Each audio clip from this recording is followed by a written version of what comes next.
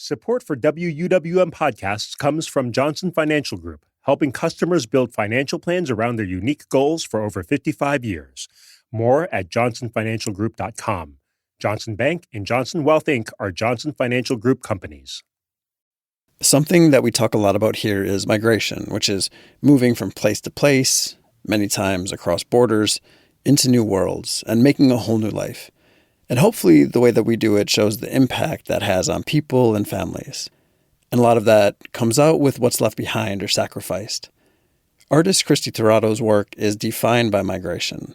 Her parents grew up in neighboring towns in Mexico, but they didn't meet until after they both immigrated to California in the 80s. And that is where Tirado grew up. But she would still often visit family in Mexico every few years, staying connected to family lore and traditions. On one of these trips, something happened. She started to become fascinated with the past.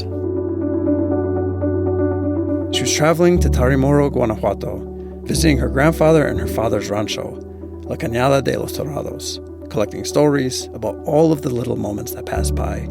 She couldn't get enough. And there's these stories of my grandparents, harvesting their guayaba trees, and then taking their guayabas in the crates and going to the mercado and selling their guayabas in the mercado, and then not going back home until all those guayabas were sold. These little moments became inspiration for her art. Tirado uses them in her intricately carved relief block prints to tell these stories. And this work is featured in an exhibit called Cosechando Historias, currently on display at Milwaukee's Latino Arts Gallery from now until early June. Reporter Maria Peralta Ariano visited and brings us Tirado's story. In early April, students from Whitnall High School filled the Latino Arts Gallery. They came for a guided gallery tour of Christy Tirado's Cosechando Historias. Tirado's life is full of movement from the United States and Mexico. She came to appreciate the small moments that connect her to those that came before her.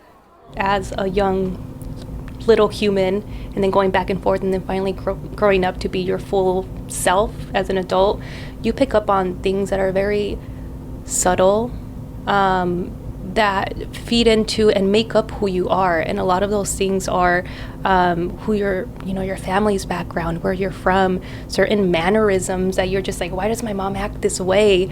And it's like you go back to her rancho or her community and you're like, oh, I see my great aunt or so-and-so acts the same way. Tirado's father came to the U.S. looking for better economic opportunities, and her mother accompanied her mother to a new country at only 16 years old.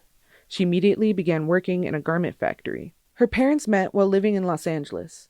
Tirado was born in California, but her family moved many times, following work opportunities until they finally settled in Tacoma, Washington.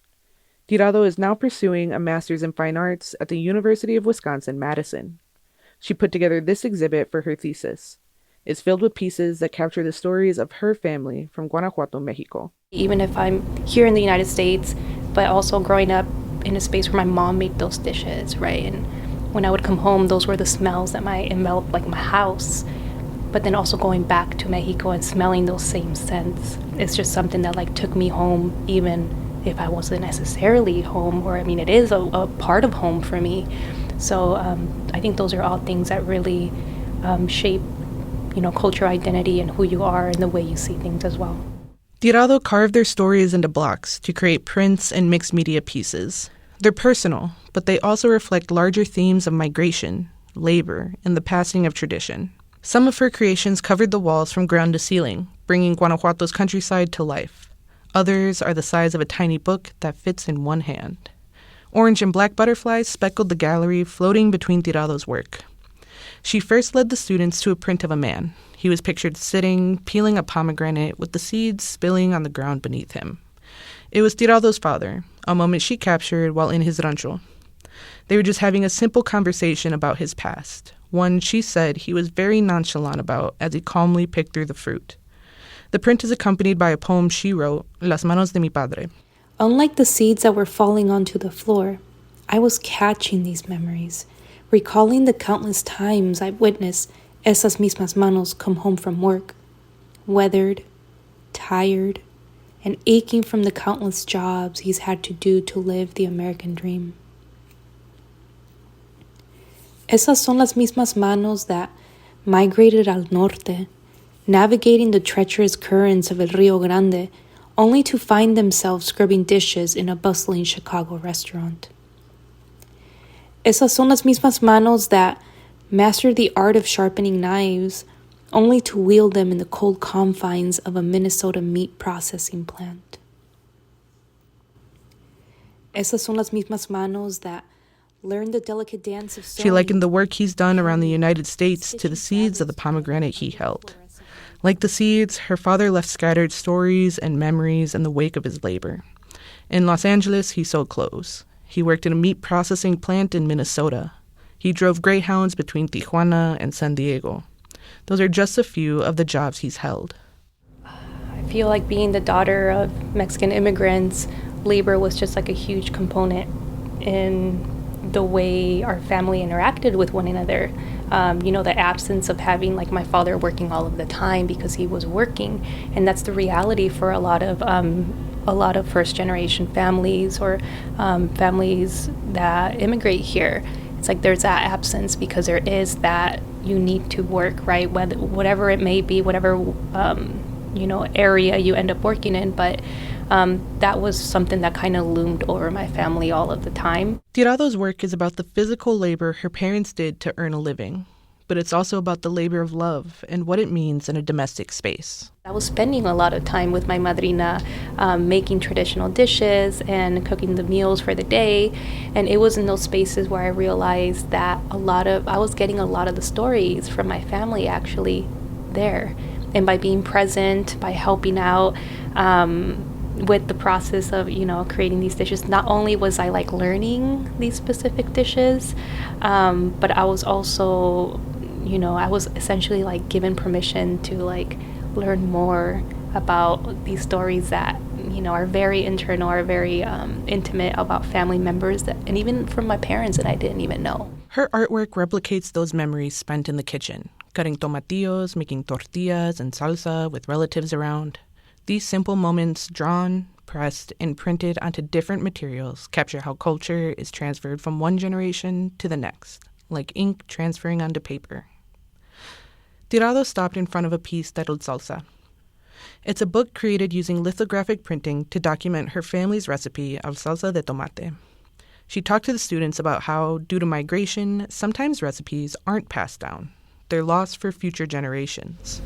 How many of you have like a specific like food item at home that is just like very particular to your family? Think about it. I like corned. Like something that your family like bakes. Maybe they got the recipe from grandmother. Some of you might know that. There was always the stories that were shared of, when your abuelo or when your tío or, when I lived in Mexico, this was like the way things were done. But then when you come over here, there's also that conversation that happens with a lot of first generation where it's like, oh, estás perdiendo el idioma, or you're losing your language, which language is huge, right? It's culture.